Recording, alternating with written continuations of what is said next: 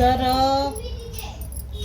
तर मी एक गोष्ट सांगते का जेव्हा मुली आईवडिलांची लाडाची असते आणि ती लाडाची असते, भले श्रीमंत असो या गरीब असो, त्याची मुलगी लाडाचीच असते, स्वतःची मुलगी लाडाचीच असते.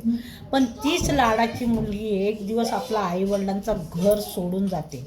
सोडून म्हणजे ती काय हे नाही का नवऱ्याच्या घरी जाते, लग्न होते, लग्न झाल्यानंतर आईवडिलांचं घर सोडून आणि नवऱ्याच्या घरी जाते. आता नवऱ्याच्या घरी गेल्यावर तिला तो घर आपलं म्हणून तिने सांभाळला पाहिजे, आपलं म्हणून तिने एक्सेप्ट करायला पाहिजे का हा घरी मी आली तर हा घर माझा आहे, ही माणसं माझी आहेत, हा नवरा माझा आहे, हे आईवडील सगळे माझे आहेत. आता आईवडिलांनी आपल्याला जन्म दिला, लग्न झाल्यावर तर ते आपल्यासाठी आईवडील तर आहेच, पण आता तुझा हक्काचा घर मिळाला, तुझा स्वतःचा घर मिळाला, तर तू त्या घराला आपला म्हणून सांभाळ.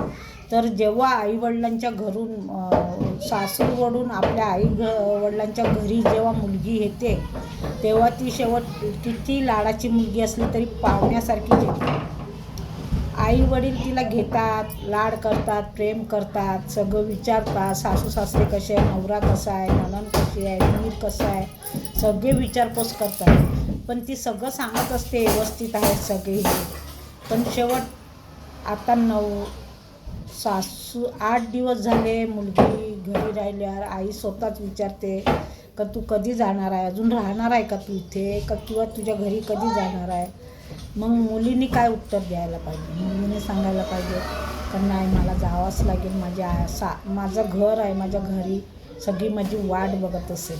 भले तू आईवडिलांची लाडकी असेल तरी पण तू आली तर तुझी बॅग एखाद्या कोपऱ्यात किंवा एखाद्या रूममध्ये एक बाजूलाच असेल. तर ती का असेल तर तू जेव्हा त्या घरातली गेलेली असते तेव्हा तुझं सगळं ते जेव्हा आपल्या स्वतःची अलमारी असते ती पण तू सोडून गेलेली असते, जेव्हा येते तेव्हा तुझी बॅगेतच तुला ठेवायला लागते कपडे, काय तुझं सामान असेल तर. तेव्हा सगळेच आई वडील बोलत असतात बाळा तुझी कपडे व्यवस्थित ठेव बॅगेमध्ये, नीट झाली तर तुला सापडणार नाही जाता वेळी, असे सांगत असतात. आणि ती खरी गोष्ट आहे.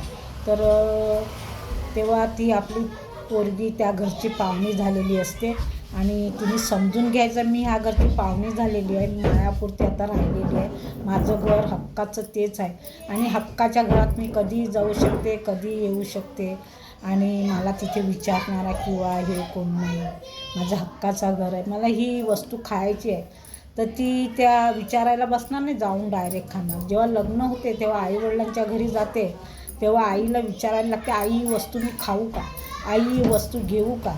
आई तर सांगेल जा बाळा घे, तुझ्यासाठी केलं आहे, जा घे खा.